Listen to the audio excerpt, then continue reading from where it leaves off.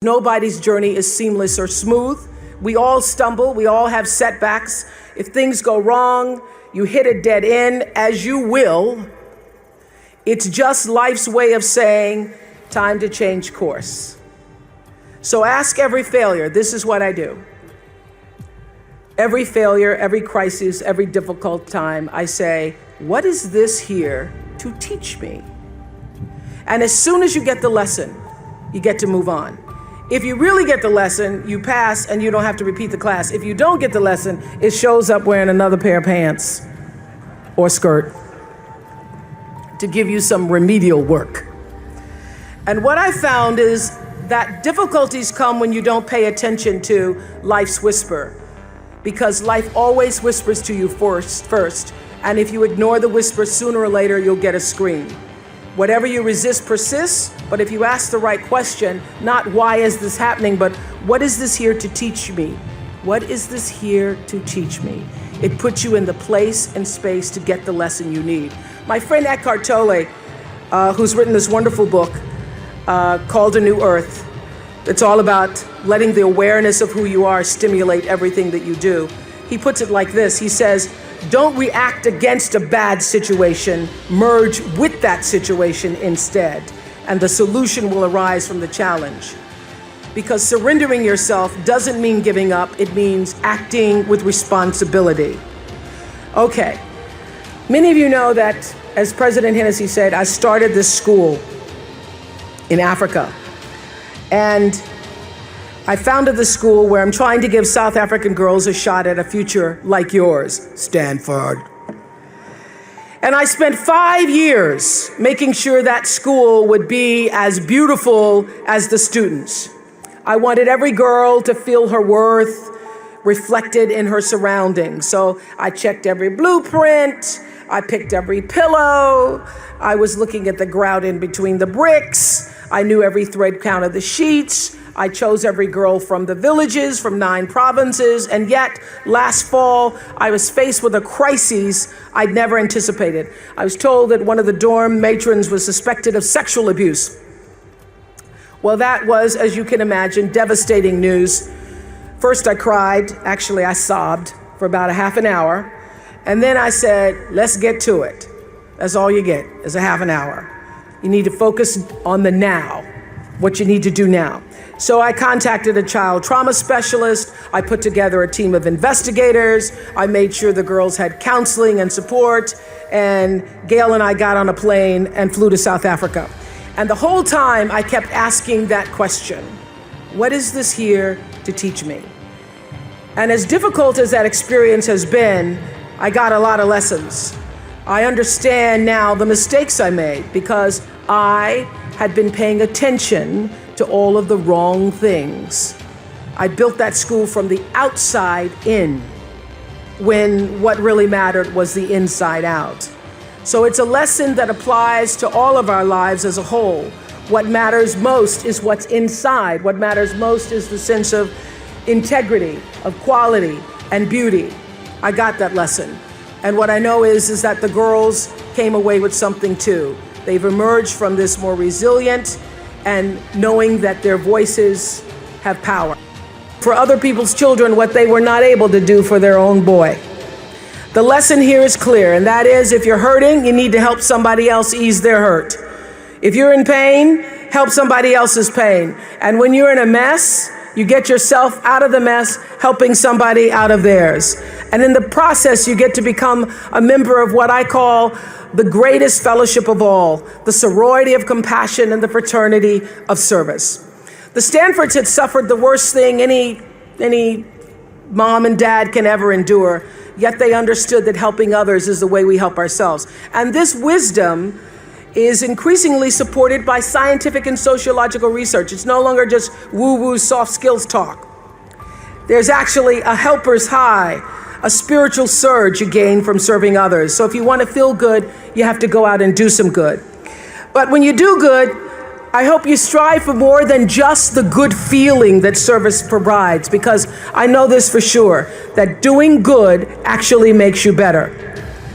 So whatever field you choose, if you operate from the paradigm of service, I know your life will have more value and you will be happy.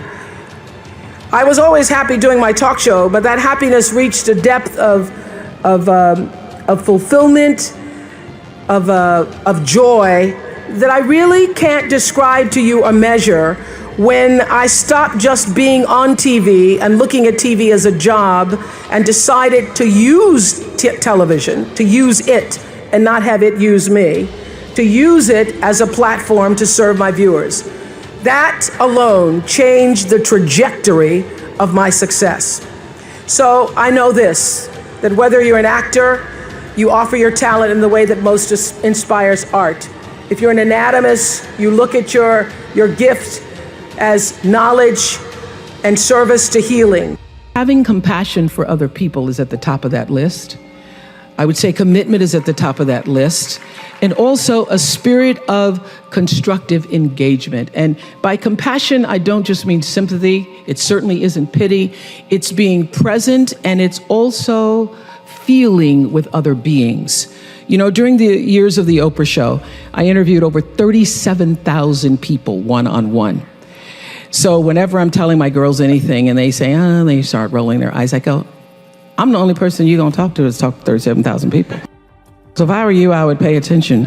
But during all those years of talking to over 37,000 people one-on-one, I could feel what they were feeling so strongly. Sometimes it made me sick, literally. So I had to learn how to feel how others were feeling, feel with others, which is what it means to be compassionate, to feel with others without taking in all of their stuff. Being compassionate means I feel with you. It is one of the greatest qualities in the world to have if you're going to be majoring in what it takes to be a great human being. I feel with you. Means I not only am willing to walk in your shoes, it means my heart beats with yours. It means I see myself in you. It means I may not have shared that circumstance, but I know what heartbreak feels like. I know what pain feels like, and all pain is the same. It means I can feel your will to want to do better and be better. And I feel and I am with you. In spite of everything that's happened to you, I feel your need to rise. I want to help you rise. I want to rise with you. If you can capture the humanity of people, if you can just capture the humanity of the people, of the stories that you're telling, you then get that much closer to your own humanity. And you can confront your bias, and you can build your credibility and hone your instincts and compound your compassion. You can use your gifts, that's what you're really here to do, to illuminate the darkness in our world. So many people are worried about building a brand. I hear kids on social media talking about their brand.